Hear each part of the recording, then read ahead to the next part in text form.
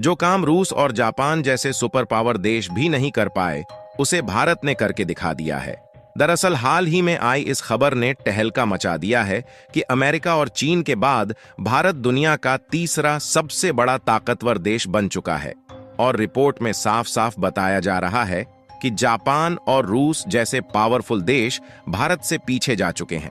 और देखा जाए तो दुनिया भर में इस समय लगभग 195 देश हैं, और ऐसे में तीसरे स्थान पर भारत की पोजीशन आना वाकई में दुनिया के कई अफ्रीकी और यूरोपीय देशों के लिए चौंकाने वाली खबर है। और खासकर एशिया की बात की जाए तो चीन की नींद उड़ाने के लिए यह काफी है कि भारत मिलिट्री पावर के मामले में चीन की बराबरी करने के लिए उतर आया है। और चीन को इस बात की चिंता सताने लगी है कि भले ही वह क्षेत्रफल की दृष्टि में भारत से काफी बड़ा देश है, लेकिन इसके बावजूद भी भारत ने जिस तेजी के साथ अपने मिलिट्री पावर को इंप्रूव किया है, उससे चीन भारत के आगे बिल्कुल भी नहीं टिक सकता। हम इस वीडियो में इस खबर को विस्तार से समझने का प्रयास करेंगे, लेकिन भारत की शानदार जीत के लिए आगे बढ़ने से पहले इस वीडियो को एक लाइक करके चैनल को सब्सक्राइब जरूर कर लीजिए, क्योंकि यह आपके लिए 1 सेकंड का काम है, लेकिन इससे हमारी काफी बड़ी मदद होती है। दरअसल देखा जाए तो पिछले कुछ सालों से भारत अपनी मिलिट्री पावर के इंप्रूवमेंट पर काफी ज्यादा ध्यान दे रहा है, और ऐसा इसलिए क्योंकि चीन दिन पर दिन भारत के लिए मुसीबत बनता जा रहा है।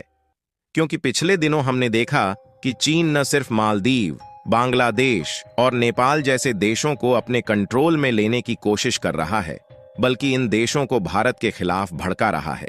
ताकि इन देशों के माध्यम से चीन भारत को घेर सके और भविष्य में भारत के चारों तरफ चीन का ही दबदबा रहे। क्योंकि हमने आपको पहले ही बताया कि चीन हरगिज नहीं चाहता कि भारत जैसा देश जो तेजी के साथ डेवलपमेंट कर रहा है, वह एशिया में रहकर चीन जैसे देश को सीधी चुनौती दे। लेकिन चीन शायद यह भूल चुका था कि अब भारत पुराना भारत नहीं रह गया, बल्कि अब भारत ने अपनी पुरानी रणनीतियों को बदलना शुरू कर दिया है और कूटनीतिक तरीके से अपने कदम को आगे बढ़ा रहा है। और किसी भी देश को अपनी मिलिट्री पावर मजबूत करने के लिए केवल आर्मी और नेवी सेना ही कैपेबल नहीं है, बल्कि आज के समय में सबसे ज्यादा जरूरी है एडवांस टेक्नोलॉजी से लैस डिफेंस हथियार, जिसमें powerful missiles, advanced fighter jet और लेटेस्ट वर्जन वाली एयर डिफेंस सिस्टम के साथ साथ लॉन्ग रेंज वाले टिकाऊ टैंक्स की भी जरूरत है। और भारत ने अपनी मिलिट्री पावर को बढ़ाने के लिए इन तरीकों को ऐसे कूटनीतिक कदम के साथ इस्तेमाल किया कि सुपर पावर देशों को भनक भी नहीं लग पाई कि भारत साल 2024 तक अपनी मिलिट्री पावर को इतना ज्यादा मजबूत कर चुका है। लेकिन हाल ही में ऑस्ट्रेलिया की ग्लोबल पावर शोधकर्ता लॉबी इंस्टीट्यूट ने जब एशिया पावर इंडेक्स को पब्लिश किया, तो उसमें जो रिपोर्ट लिखी गई थी उसे देखकर सभी की आंखें हैरानी से बड़ी हो गईं। क्योंकि रिपोर्ट में साफ साफ देखने को मिला कि जो भारत मिलिट्री पावर के मामले में जापान और रूस से पीछे हुआ करता था, वही भारत इतिहास के सभी रिकॉर्ड को तोड़ते हुए और साथ ही रूस और जापान जैसे सुपर पावर देश को ओवरटेक करके तीसरी पोजीशन पर अपनी जगह बना लिया है। इसमें अमेरिका पहले नंबर पर और चीन दूसरे नंबर पर देखने को मिला, जबकि जापान की पोजीशन खिसक कर चौथे नंबर पर चली गई और रूस सुपर पावर होते हुए भी 6वें नंबर पर पहुंच गया। यानी कि आज के समय भारत भले ही तीसरे नंबर पर देखने को मिल रहा है, लेकिन भविष्य का सुपर पावर भारत ही कहा जाएगा, क्योंकि भारत ऑलरेडी चुनिंदा देशों की लिस्ट में शामिल हो चुका है।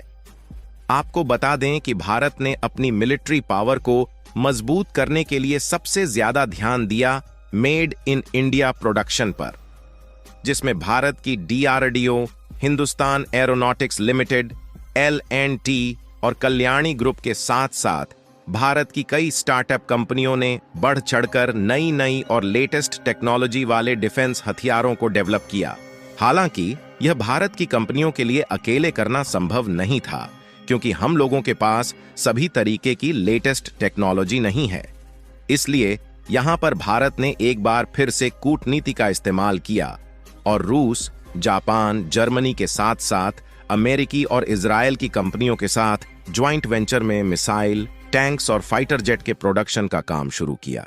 जिससे भारत के जो हथियार थे विदेशी टेक्नोलॉजी से लैस होने के कारण पहले से भी ज्यादा ताकतवर बन गए और साथ ही इनका प्रोडक्शन भारत में किया गया। इससे भारत की मेक इन इंडिया की ताकत को तो मजबूती मिली ही, साथ साथ इन सब की मैन्युफैक्चरिंग लागत काफी कम देखने को मिली, जिसके कारण यह भारत के लिए प्लस पॉइंट बन गया और भारत ने दूसरे देशों में अपने डिफेंस हथियारों के एक्सपोर्ट को भी बढ़ाना शुरू कर दिया। और कमाल की बात यह है कि भारत के डिफेंस हथियार बेहतरीन क्वालिटी के साथ साथ अमेरिका, जर्मनी और फ्रांस जैसे देशों की अपेक्षा कम प्राइस में मिल रहे थे। इसलिए यूरोप, अफ्रीकी देश, मिडिल ईस्ट और कुछ साउथ अमेरिका के कई देशों ने भारत से डिफेंस हथियारों को खरीदने के लिए अपने हाथ को आगे फैलाया। इसके बाद भारत का डिफेंस एक्सपोर्ट तेजी के साथ बढ़ने लगा और धीरे धीरे 85 देश भारत के साथ डिफेंस हथियार खरीदने के लिए जुड़ गए। जहां पिछले एक साल में भारत के द्वारा डिफेंस एक्सपोर्ट को देखा जाए तो उसकी वैल्यूएशन लगभग 21,000 करोड़ रुपए की है, जिसमें ओवरऑल रिपोर्ट में बताया गया कि 78% की ग्रोथ भारत ने एक साल में अचीव किया है। और मेन बात यहीं पर खड़ी होती है जो कि हमें समझने की जरूरत है। दरअसल जब भारत का एक्सपोर्ट तेजी से बढ़ने लगा तो डिफेंस हथियार महंगे होने के कारण भारत की कमाई काफी ज्यादा बढ़ गई, जिससे चीन, रूस और जापान जैसे देशों को लगने लगा कि भारत अपनी इकोनॉमी बढ़ाने के लालच में डिफेंस एक्सपोर्ट पर इतना ज्यादा ध्यान दे रहा है, तो जाहिर सी बात है कि भारत अपनी मिलिट्री पावर पर बिल्कुल भी ध्यान नहीं दे रहा है। हालांकि इन देशों का यह सोचना बिल्कुल ही गलत था, क्योंकि सामने से तो भारत ने अपने डिफेंस एक्सपोर्ट को बढ़ाने पर खूब ध्यान दिया, लेकिन पीठ पीछे भारत ने अपनी मिलिट्री पावर को मजबूत करने की कोई कसर नहीं छोड़ी है। और भारत खुद के देश में बनाई गई BrahMos missile, light combat aircraft, air defence जैसे ताकतवर हथियारों को खुद के लिए भी भारी भरकम मात्रा में इकट्ठा कर चुका है।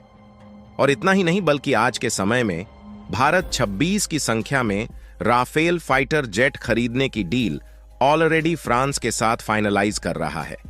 और पनडुब्बी बनाने का काम भारत की कंपनियां खुद अपने देश में कर रही हैं, जिसमें जर्मनी जैसे देशों की मदद ली जा रही है ताकि टेक्निकल प्रॉब्लम आसानी से सॉल्व हो सके। और आपको जानकर हैरानी हो सकती है कि भारत के पास जो INS विक्रांत नामक पहला स्वदेशी एयरक्राफ्ट कैरियर है, उसे दुनिया के टॉप एयरक्राफ्ट कैरियर में गिना जाता है। और इसके अलावा भी INS विशाल और INS विक्रमादित्य नाम के 2 एयरक्राफ्ट कैरियर को बनाने का काम चल रहा है। और कमाल की बात यह है कि ये दोनों एयरक्राफ्ट कैरियर भी खुद भारत में ही बनाए जा रहे हैं। फिलहाल भारत ने मिलिट्री पावर के मामले में तो जापान और रूस को पीछे छोड़ दिया है और तीसरे नंबर पर आ चुका है, लेकिन अभी भी भारत को मिलिट्री पावर और मजबूत करके चीन को पछाड़ने की जरूरत है।